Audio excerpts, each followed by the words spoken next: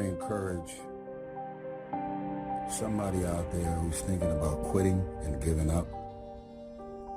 Somebody who has been praying for years for things to turn around. You're thinking about quitting, you're thinking about giving up. Don't give up. There are some times in life where you fall down and you feel like you don't have the strength to get back up. So it's like one step at a time.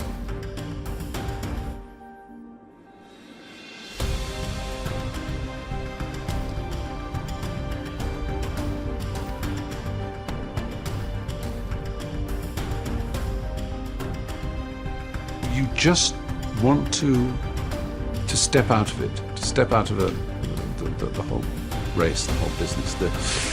The monstrosity of being alive overwhelms you. We cannot deny the forces that once we attain a certain level of pleasure, then we're going to get used to it. But if it gets, redirected or it doesn't happen the way we want, well, that's when the suffering comes. You take steps in this direction, you take steps in that direction. Sort of get lost along the way, and sometimes you fall down.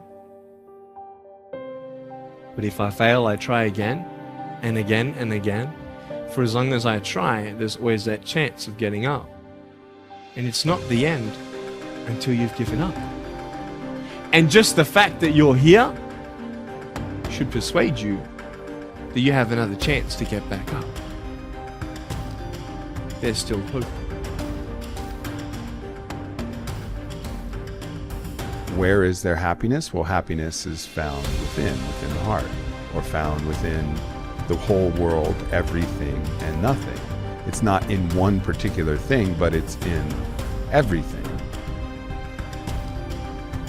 You know how it feels to have a broken heart, and I know how it feels to be alone. But I just want you to know that it's not the end. You're thinking about quitting, you're thinking about giving up. Don't give up. Don't give up. Stay in it. Stay focused.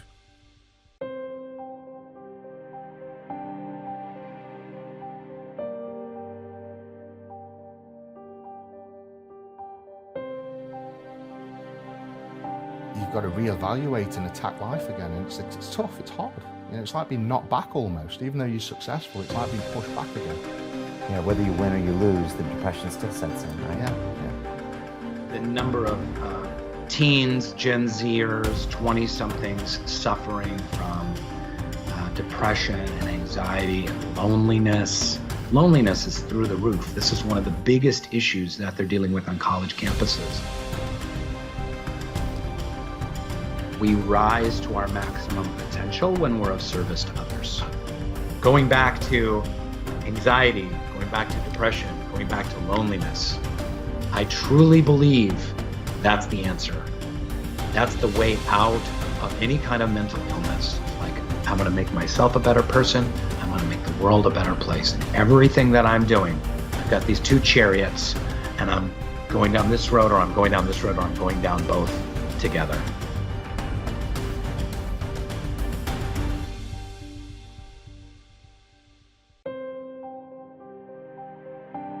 I've been there a lot in my life, especially before my car accident, my teenage years. Then the first woman I ever loved, we had a big breakup, and that breakup sent me down into depression and suicidal planning. And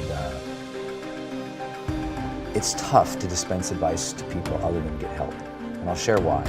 Because that time in my life, I had so many people coming up to me. My friends would come into my dorm room and they're like, "Brendan, let's go do something." And the hope is lost. And what people, I think, make the mistake of trying to do is hype people up. Everything's gonna be okay, you're gonna be great. And what people need who are suicidal is serious psychological intervention. They need to seek support and help. And outside of that, when they do get that support, the first thing a great therapist is going to do, outside of the emotional reflection work of why are you here and what has caused this sort of pattern for you, They're going to get you starting to get some momentum. The most important thing is when you are super down, outside of finding that emotional reasoning for where you are, is to start getting momentum. Because with momentum comes hope. With momentum comes motivation. With momentum comes, that feeling that there's a reason for tomorrow. And so it's as simple as just saying, okay, what are 3 things I'm going to do today? And I don't mean that like a lot of personal development guys would say, like, what are your 3 big goals for the day? Arr! I'm like, dude, sometimes that first goal is, I'm going to shower today. I'm really going to shower today. I'm going to walk to the library. I'm going to come home. And that's all they got. Like literally, that's all they got.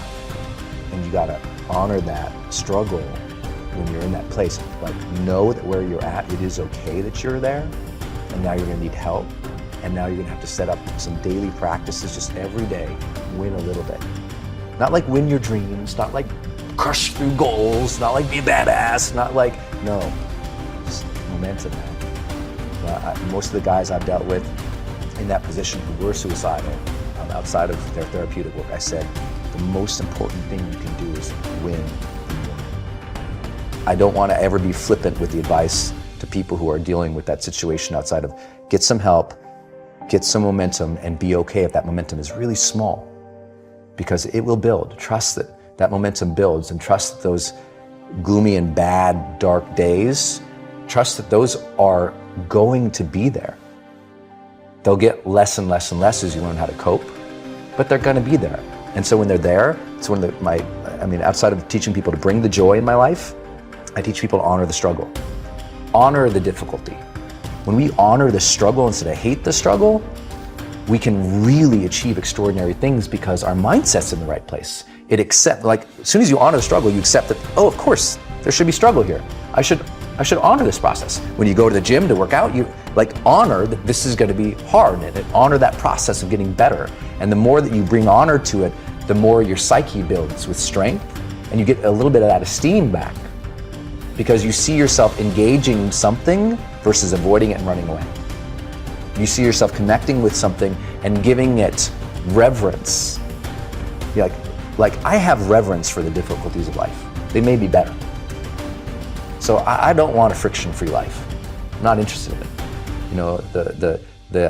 I like to say sometimes that, the journey to greatness begins the moment that our, deep desires for comfort and ease are overpowered by our desires to connect and contribute.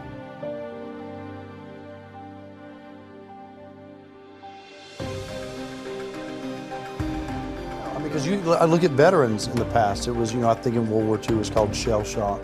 It was all these different things, but it was not acknowledged in the way that it is now, but I think it needs to be talked about more. I think the more things are talked about, the more comfortable we are, and the more we can understand them.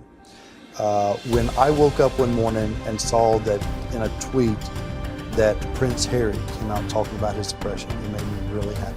Because I've been places and someone has said, well, you lost an arm and a leg, so you have a right to be depressed, and I stopped them.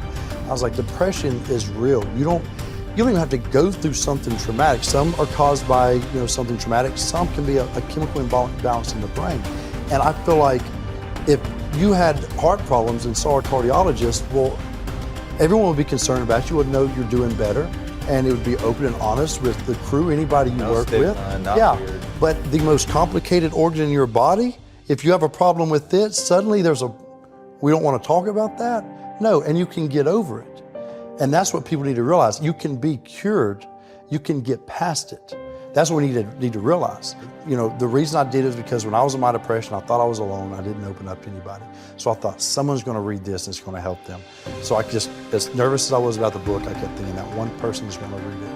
Well, now it's open up this dialogue, and I'll go and I'll speak and we'll do Q&A, and people want to talk about it. I gave a speech in Florida, and it was an older crowd. It was just, like I was going to say, they were old. And I speak what's on my heart. And I gave my speech, and as I was closing, I kind of mentioned some depression. because I was coming out of the winter months, and it hit me again this past winter, and I went and saw the doctor. So it was on my mind, and it came up. And as I was saying, I thought, this generation of people probably aren't connecting to what I'm saying. When I walked off the stage and they lined up, the amount of people that thanked me for talking about mental health. And here I was, I thought they didn't want to hear. I thought I was stepping out of line. No, it needs to be talked about, because it's not just this generation. It's people are realizing more and more that it's an issue. Right. And the more we talk about it, the easier it is for people to be honest with themselves and get the help they need.